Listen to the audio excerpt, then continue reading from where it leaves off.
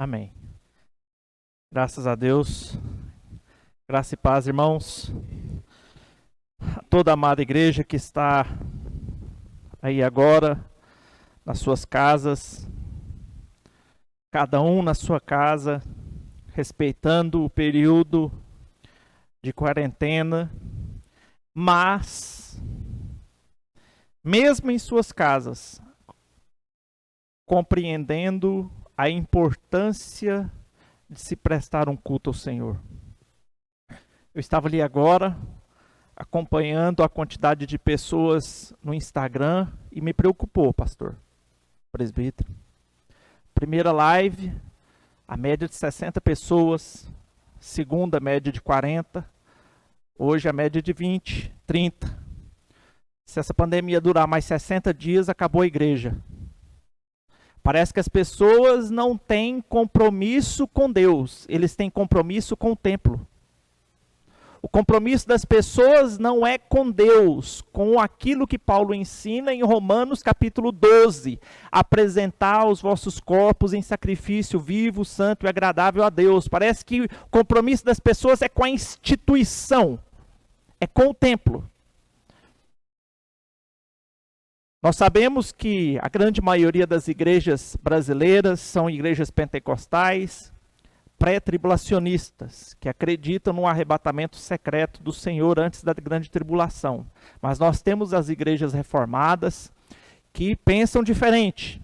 Eu também penso diferente. Penso que a igreja passará pela grande tribulação. Se a igreja hoje não está conseguindo passar por um período de pandemia, onde você tem liberdade de culto na sua casa, você imagina passar pela grande tribulação. Me deixou muito preocupado e muito triste, vendo ali outras lives de pastores com apenas uma pessoa assistindo o culto.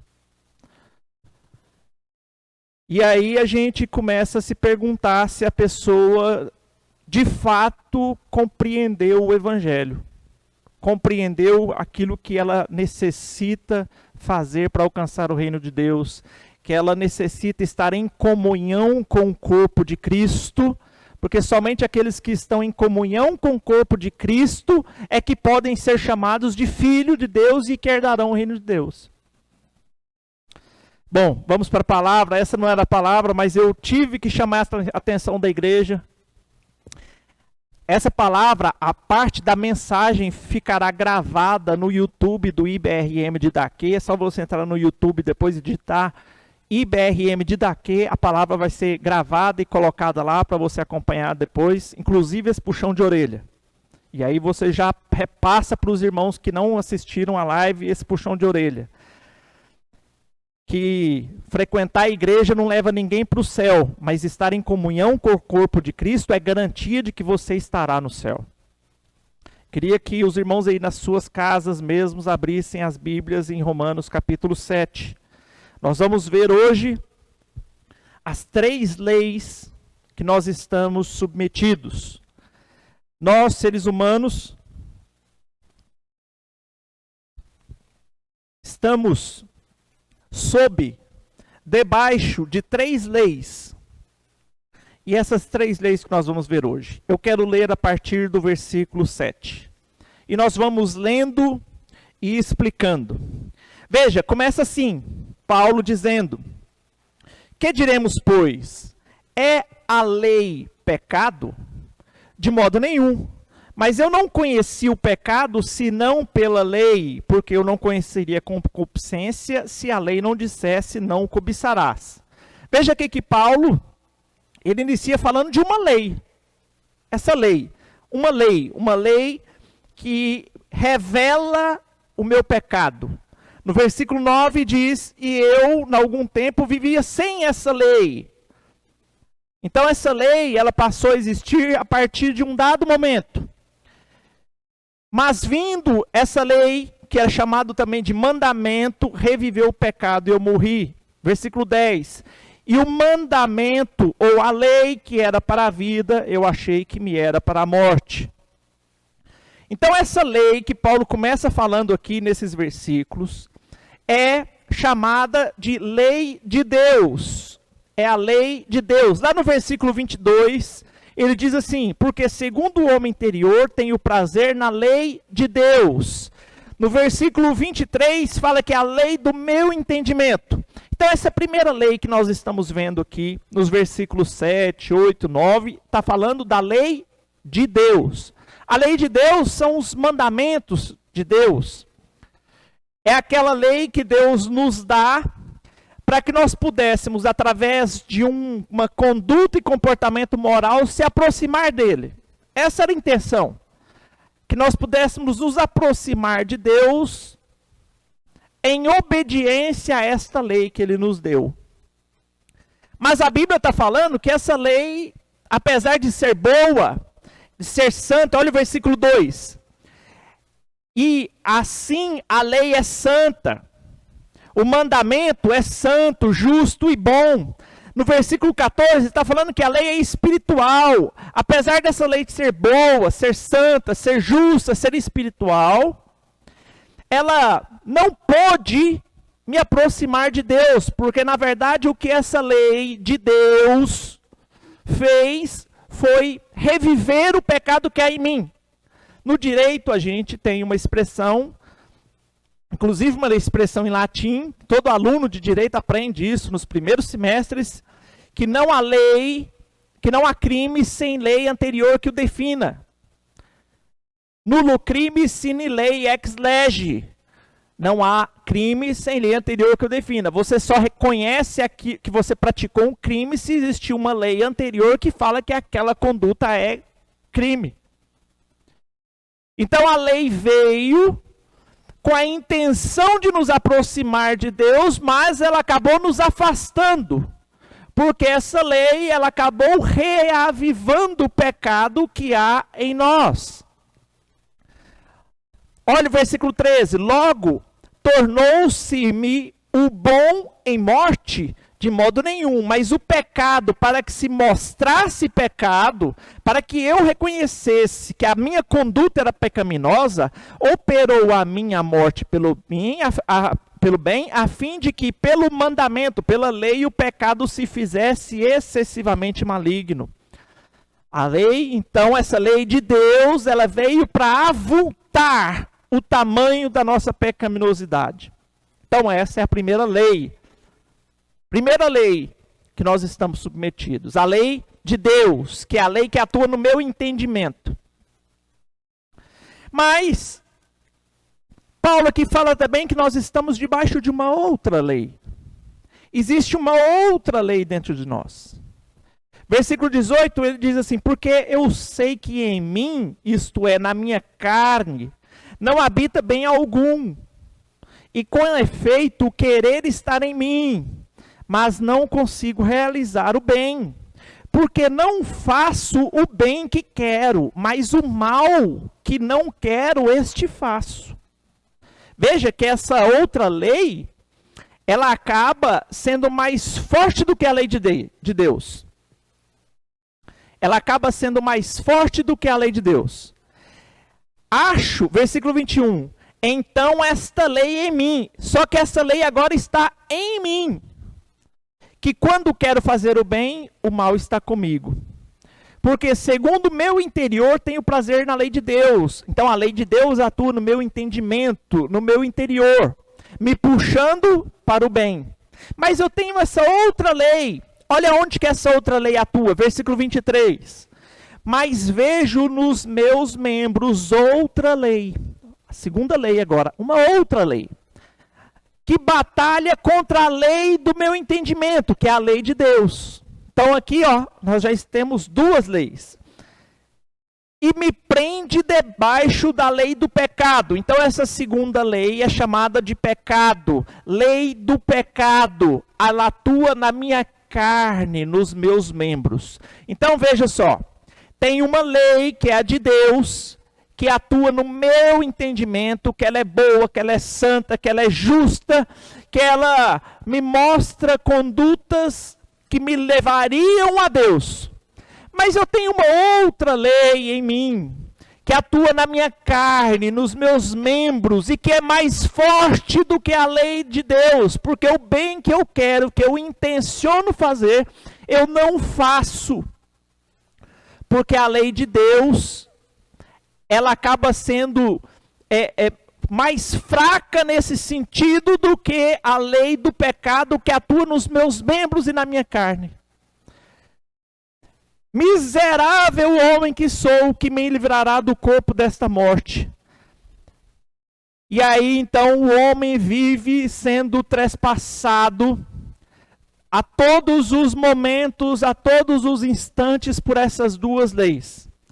A lei de Deus me puxa para o bem, porque ela é santa. Mas a lei que atua nos meus membros me puxa para o mal, para o pecado. E aí o homem vive nesta dualidade. Mas acaba que essa lei que atua nos meus na minha carne, nos meus membros, acaba sendo mais forte. Porque eu fui vendido como escravo e eu fui escravizado por essa lei. Por essa lei que atua na minha carne. Olha o versículo 14. Porque bem sabemos que a lei de Deus é espiritual, mas eu sou carnal, vendido ao pecado. Ricardo, então agora como que faz? O que resolve? Eu tenho uma lei que me puxa para o bem, que ela é incapaz de me levar para o bem, porque a lei que atua nos meus membros, que é a lei do pecado, ela é mais forte. E lá em Romanos capítulo 3, versículo 12, fala que ninguém jamais fez o bem, porque a gente acaba sempre fazendo o mal, porque o mal habita em nós e nós fomos vendidos para a lei do pecado. Aí entra a terceira lei. Essa terceira lei que nós estamos submetidos é a lei que irá nos libertar. Se somos vendidos como escravos, nós somos escravizados, nós não somos livres. Precisamos de libertação. Um escravo, ele só consegue alforria quando ele é comprado. Ele é libertado daquele estado de escravidão. Esse é o conceito de redenção. O conceito de redenção é quando alguém paga o resgate pela vida do outro. Pagar o resgate pela vida do outro para libertar o outro, isso é o conceito de redenção. Aí no capítulo 8, na página seguinte, no capítulo 8, Paulo vai nos falar dessa terceira lei. Então a primeira lei é a lei de Deus, a segunda lei é a lei do pecado. E agora vai falar da terceira lei.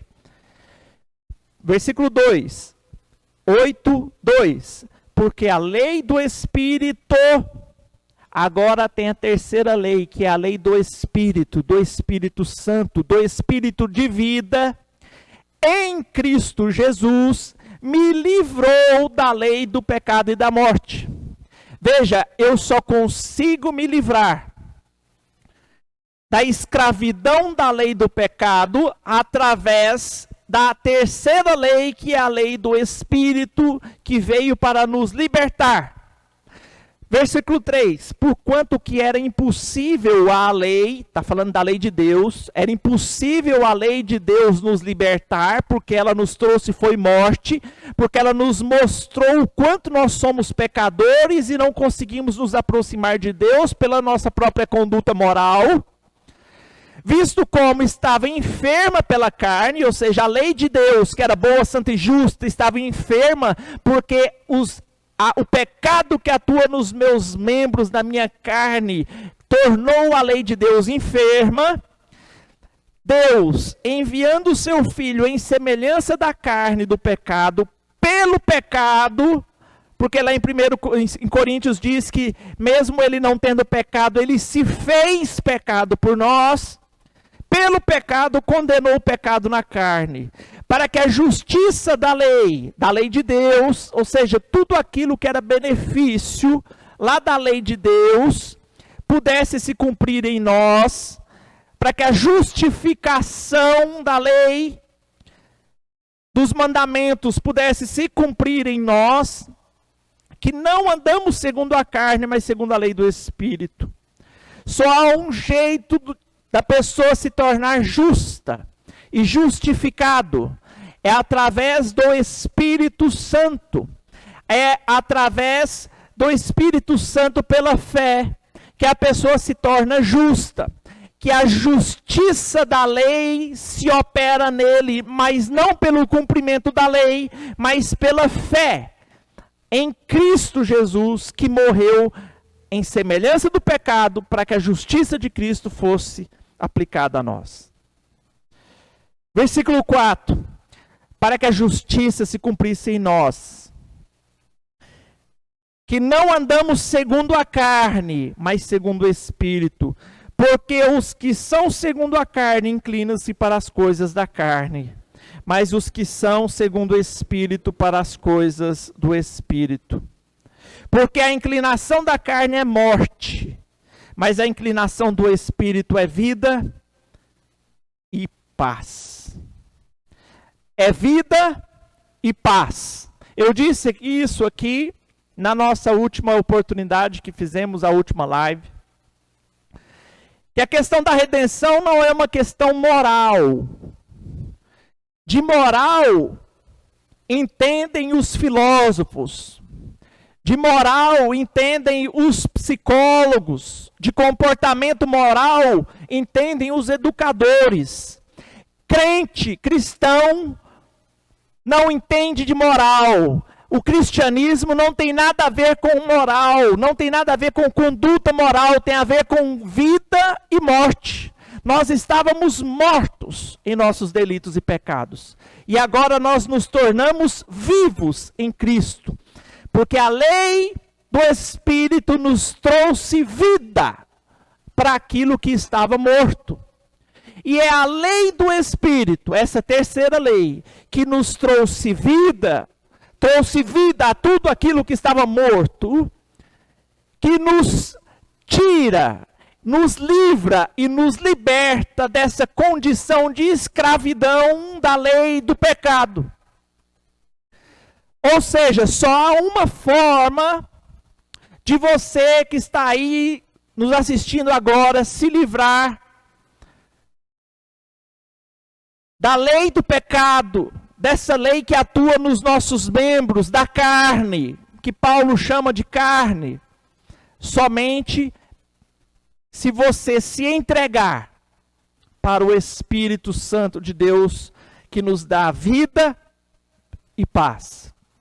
Se você ficar tentando sublimar os seus desejos da carne por uma série de condutas morais, isso posso, não posso, isso posso, não posso, isso posso, isso não posso, você vai se naufragar nisso. Você vai sucumbir nisso. Porque você é incapaz de seguir a lei de Deus. Você é incapaz de se submeter à lei de Deus se não for pelo Espírito de Cristo. Se não for, olha, porquanto era impossível a lei, se não for pelo Espírito de vida em Cristo Jesus, versículo 2, que me livra da lei do pecado e da morte. Se não é pelo Espírito de vida de Cristo Jesus, você não conseguirá se livrar do pecado que habita em nós. Só há uma forma de se livrar deste mal. É quando você permite que esse Espírito de vida entre em você. E você muda a condição de morto para vivo. Antes todos estavam mortos dos seus delitos e pecados. E aí quando você aceita Cristo, esse Espírito de vida te ressuscita juntamente com Cristo. E você sai da condição de morto e passa para a condição de vivo, ressuscitado. Mas não em você, em Cristo. Vida só há em Cristo. Se você sair de Cristo, você perde a vida, porque Ele é a única fonte de vida do universo. Não existe vida em nós mesmos. Vida só em Cristo. E quando você então aceita Cristo, você aceita no pacote a vida que emana dele. Porque Deus é. Nós existimos. Nós só existimos.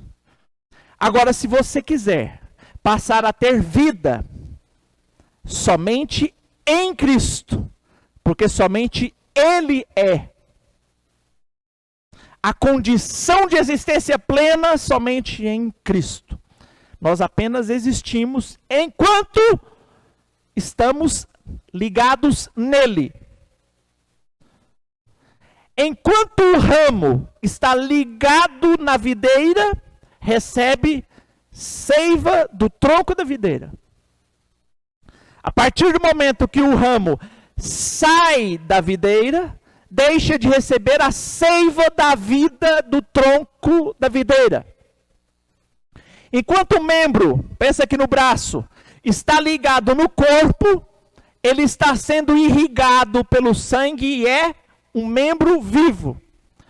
Se esse braço sai do corpo, ele deixa de ser irrigado pelo sangue e passa a ser um membro morto. E eu tenho muita preocupação com cristãos que hoje, durante esse período da pandemia, estão deixando de receber a seiva da videira. Estão deixando de receber o sangue que emana do corpo. Porque eles ainda não entenderam que você é parte do corpo enquanto você está ligado no corpo. Deixa eu falar uma coisa para você que você está me ouvindo aí na sua casa. Dá para ser cristão, o pastor vai me puxar a orelha depois. Dá para ser cristão sem templo. Dá para ser cristão sem instituição, mas não dá para ser cristão sem igreja. Entenderam? Dá para ser cristão sem instituição, mas não dá para você ser crente se não estiver ligado no corpo. E tem muita gente que pensa que estar ligado no corpo é ter a carteirinha de membro de uma igreja. E é por isso que as pessoas estão se esvaindo, porque elas pensam que estão recebendo seiva é da carteirinha de membro. E como os templos estão fechados, eles estão parando de receber a seiva da carteirinha de membro. Eles não entenderam que a seiva verdadeira que produz vida vem é de Cristo. Cristãos que não sabem ser cristãos, se não estiverem batendo ponto religiosamente numa igreja. Isso é religiosidade. Você tem que estar ligado nesse espírito de vida que produz vida. Cuidado, porque talvez você tenha passado todo esse tempo pensando que você é crente porque você tem um nome escrito no hall de uma igreja. Se você não tiver o seu nome escrito no livro da vida, que está nas mãos do Cordeiro, lá em Apocalipse, nome no hall da igreja não vai te garantir a salvação. Cuidado para você não ser enganado de pensar que o nome no hall da igreja vai te garantir o nome no livro da salvação, no livro do Cordeiro, no livro da vida. São nesses momentos de segregação, de separação, de pandemia, são os momentos que mais nós deveríamos crescer. É engraçado que a igreja primitiva do século I, o período em que ela mais se espalhou e mais cresceu foram os momentos de maior dificuldade. Foram os momentos em que a igreja, esteve sendo perseguida por Roma. E agora, num período de pandemia, de quarentena, em que nós estamos aqui segregados, não podendo se reunir dentro do templo, às vezes nós vemos pessoas esfriando na fé, porque a fé delas não era em Cristo e era na instituição. Mas eu queria deixar para você essa palavra, que só há vida quando você estiver em Cristo. E esse Espírito de vida que Ele nos deu, nos deixou como Consolador, esteja produzindo vida em você, independentemente de onde você esteja. Eu queria só fazer uma oração e já passar a palavra para o nosso pastor. Pode já se encaminhar aqui, pastor, rapidinho. Em nome de Jesus, nós oramos e te pedimos, ó Pai, que o Senhor possa visitar cada pessoa no seu lar agora. E que esse Espírito Santo de Deus possa estar tocando em cada um, trazendo vida e vida em abundância. E que essa palavra possa produzir frutos em nome de Jesus.